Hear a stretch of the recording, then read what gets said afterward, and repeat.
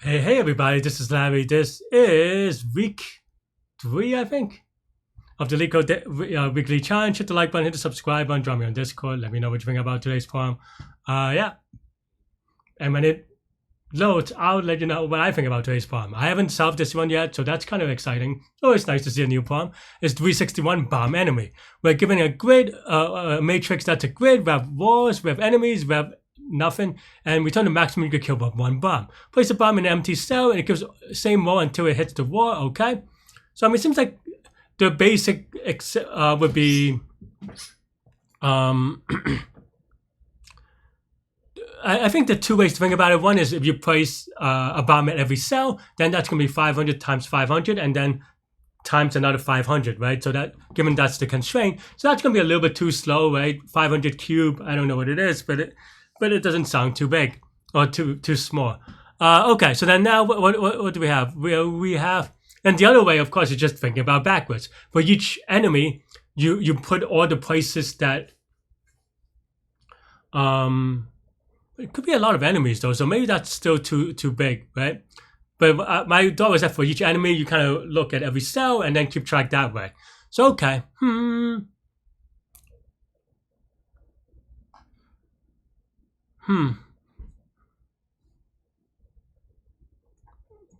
man.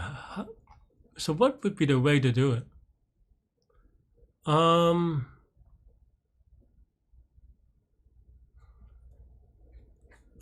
Wait, let's see.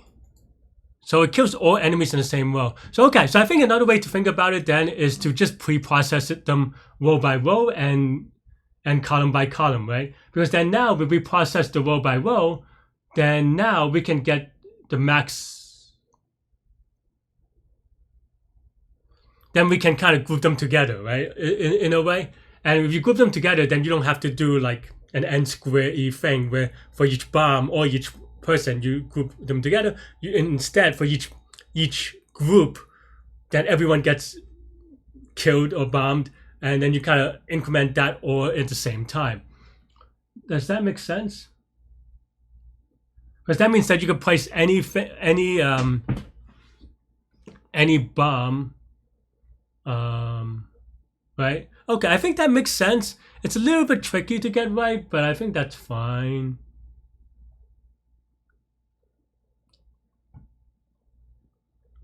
Yeah, the idea is to just convert everything into a linear type thing, or not linear, but like right now we have a two-dimensional thing, right? What we're trying to do as much as possible is to deconstruct it so that you solve the horizontal problem and then the vertical problems, and then somehow later combine them back.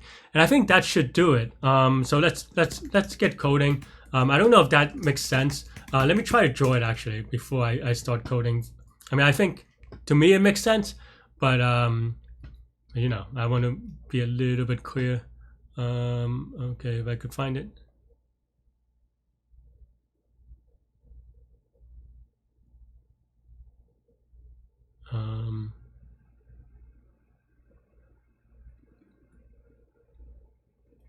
So I'm trying to find a thing for the.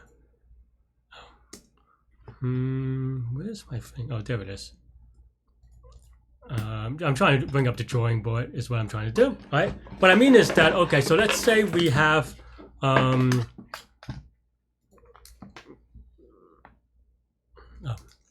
the, sorry, technical difficulties. But yeah, let's say we have, you know, like a cell, right? And then we have some walls, right? Then now what I'm saying is that means that we can solve each of these independently for a row, right? And of course, with a lot of generality, you could do that for columns as well. But basically, now you solve them independently. And then how do you solve them independently? Well, if for every zeros in here, then we just also count up the number of was it enemies? Oh no, W is war. So enemies, right? And then now we just associate each one of those with the number of things, and then we just kind of group them on later. I think that should be fine, right? Okay, as long as the implementation is fine, I think this should be fine. So okay, so then now we do, yeah. So then we do so we just look at each row at a time, and then now we say the last row is equal to, say, 0 or maybe -1, I don't know, and maybe count of enemies is equal to 0, right? And then maybe let's just say count enemies, and then we also have count of not rows, but the other one, the cells, empty. Count empty is equal to 0, right? So then now we can do for j in range of c, we go, okay, if grid of ij is equal to row, then last row is equal to j,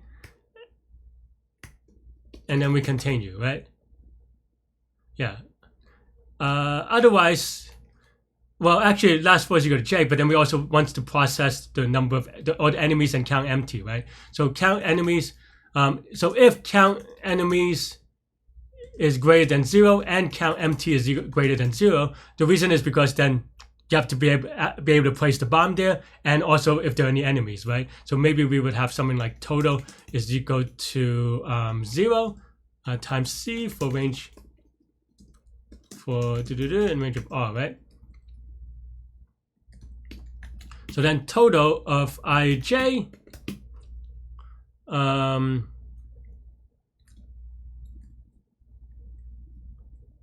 right, we in theory, it's not ij, right? But what we want to do is like do something like for k in range from last row plus 1 to j, not inclusive of j.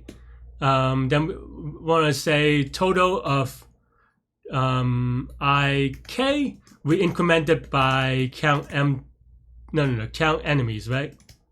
Kind of. This is actually still wrong. We need to check that grid of ik is equal to 0, right?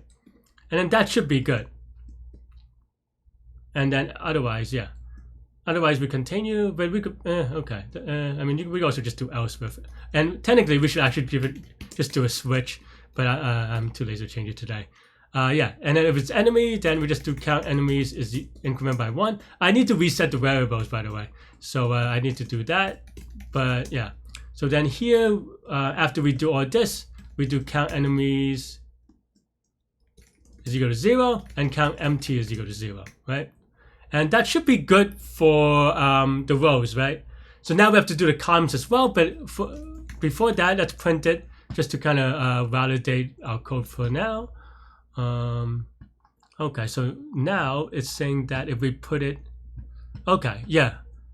There's one more thing that I needed to do, but I think this is fine. So, because this is not right, because this should hit the first person, right? But it's just that because we don't have a row at the end, so we can maybe just add a row at the end kind of thing. So like, I don't know. No, I mean, whatever. We can also just do an else here, right? So then else, we do, because that's an else in the for loop, so it does to the last thing, and then this does until c, from the last row, and then yeah, we do this. I guess we should reset, but I think that's fine. I don't think we need to technically, actually, but yeah.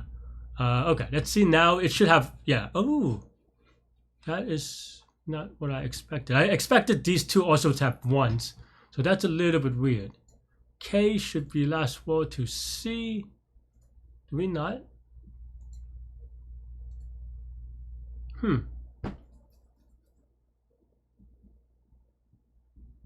Oh, I'm just dumb because I put this inside the for loop.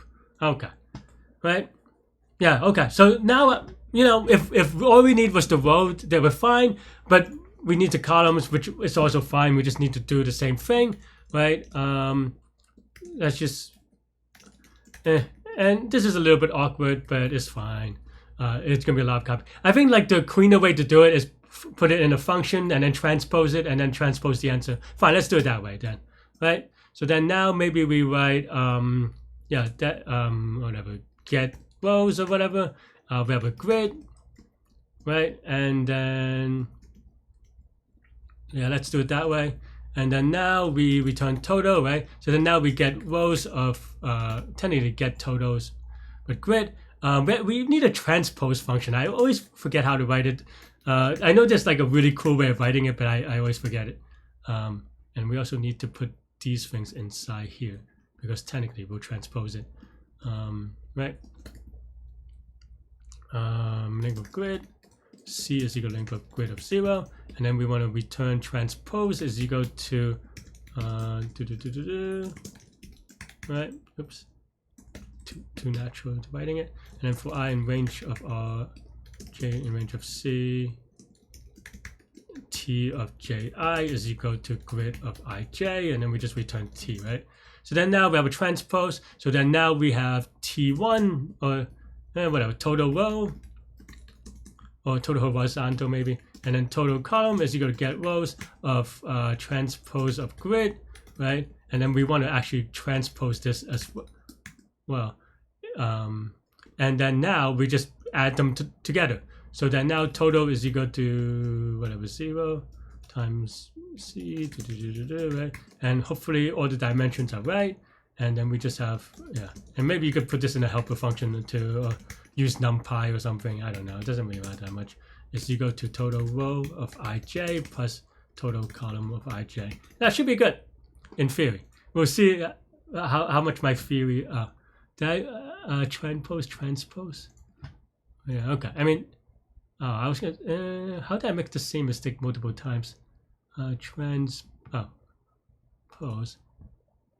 Oh, R is not where. Total is. Oh, yeah.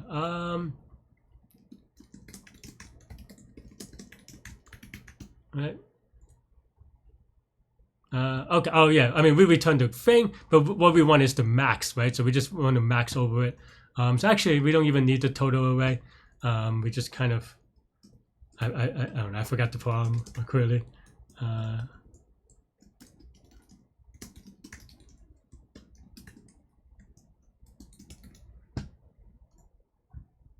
Okay. I guess we still need R and C.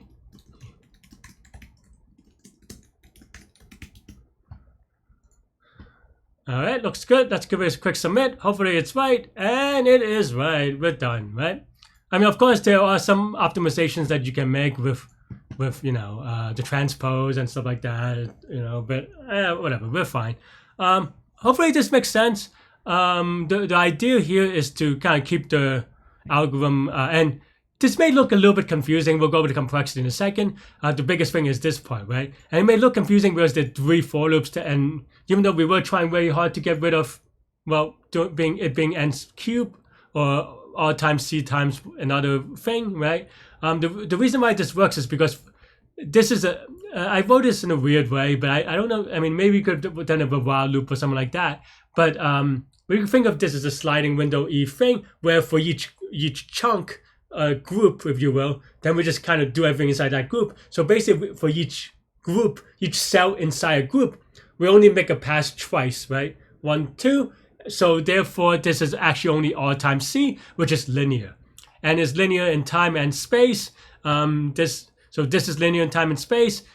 Transpose is also linear in time and space. So we just have 3 linear functions, and this is all linear. So this is linear time and linear space in total, which is R times C, by the way. Linear in the size of the input, right? So R times C time, R times C space, and this is our premium problem. That's all I have for this one. Let me know what you think. Thanks for watching, and yeah, stay good, stay healthy, to good mental health. Go next. I'll see y'all later and take care. Bye bye.